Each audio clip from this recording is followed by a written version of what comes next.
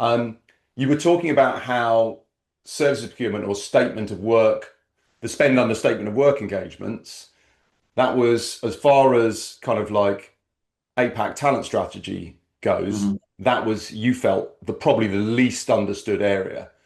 Why do you think that is? Yeah, it's a good question. So let's say the environment that we are in today, most organizations have margin pressure. Most organizations have headcount freezes, right? Most organizations are in that volatile, uncertain environment. And when that happens, you're not growing in terms of your headcount.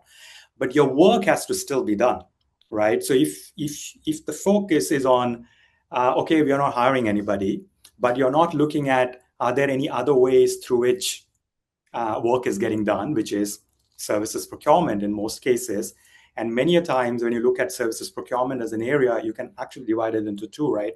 One is pure statement of work, which is where there is clear deliverables, where there are clear milestones, where the organization is not responsible to direct the workers who are coming through through the project. And also, the supplier has penalties associated with their deliverables, and it's like time bound. So there are criteria that you can look at. But there's another one where you have a services contract with an organization, but there are people coming through it, and you're kind of spelling out who comes, or you are saying we're going to pay timesheet based pay, right? There are no milestones, there are no objective deliverables associated with it. And that becomes like a services contract, but what you're doing is you're bringing labor into the organization because you have constraints elsewhere, which I mentioned before.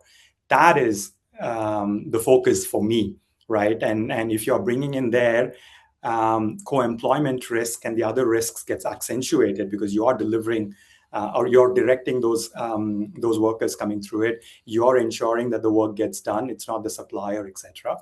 And then the question comes in: who owns co-employment, right? And when you look at services procurement, procurement owns it. When you look at full-time employees, HRBP and the other teams own it. When you look at temp workers and maybe independent contractors, contingent talent owns it, right? Then what happens to this category? Where do they sit? And who will ensure that the organization is not defaulting on any of these regulations, right? And that's why I think from a total talent perspective, all of this coming together makes a lot more sense from a compliance perspective, but also from a when you look at the analogy of work and what's the best way to get work done, then it kind of distributes there too. Yeah, it's very interesting. I would say that the if you look at that full kind of workforce mix or work capability mix, I would say services procurement and statement of work is the least mature area globally Yeah, by miles.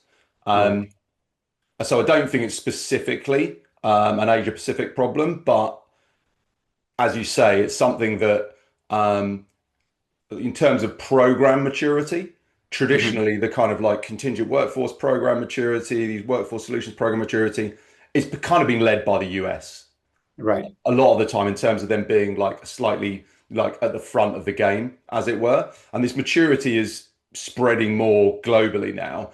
But True. it's interesting that some areas, like I would say probably the most mature region in terms of services procurement, you could argue it's actually the UK.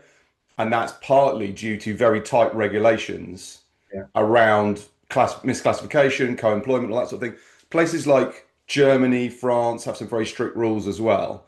So though there are various drivers Yeah. that make people look at services procurement. One is cost, one is risk. You know, there's so many drivers around it. And it's, you're talking something in the region of $20 trillion annual spend that organizations put into procured services. It's a massive, massive problem. It's a massive part of how they get work done. So therefore it makes sense to address it. But it is Right. quite complex. And it's interesting what you talk about with this kind of gray area where you Yeah. have what some people might term as kind of like body shopping, where Yes. it's kind of disguised under a statement of work, but really it's just headcount, Yeah. contractors effectively that are under the direction and control of the organization. I mean, like I say, that is under very close scrutiny in highly regulated areas like the UK, in certain areas of Europe. I think it's coming in slightly more into the US. There's been some very high profile cases where large organizations have had massive penalties, Yeah. effectively saying, well, you know what? You're treating these people like employees, therefore you need to give them the Right. benefits that employees have and Yes. pay the appropriate taxes. So Hey, yeah. Um, it's the biggest problem area, that part of service procurement, isn't it? Where it isn't done properly sometimes. Yeah, you make an important point because most jurisdictions in APAC also have regulations to avoid co-employment, right? Or undercutting employees against body shopping, etc. But what is the enforcement of it, right? I Right. think UK enforces it more forcefully, and that's why it gains that attention.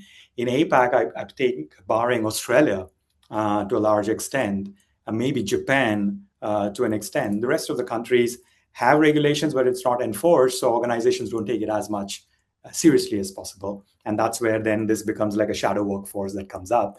I mean, shadow workforce comes in, there's compliance risk, that is one part of it, but it also pulls down the objectives of the organization, because if the organization wants to be more efficient, they want to be reducing down on their costs, they want to be more agile, nimble, and these hidden workforces and work that gets done is never in anybody's view, and that means that you're leaving part of your workforce away and not managing them efficiently.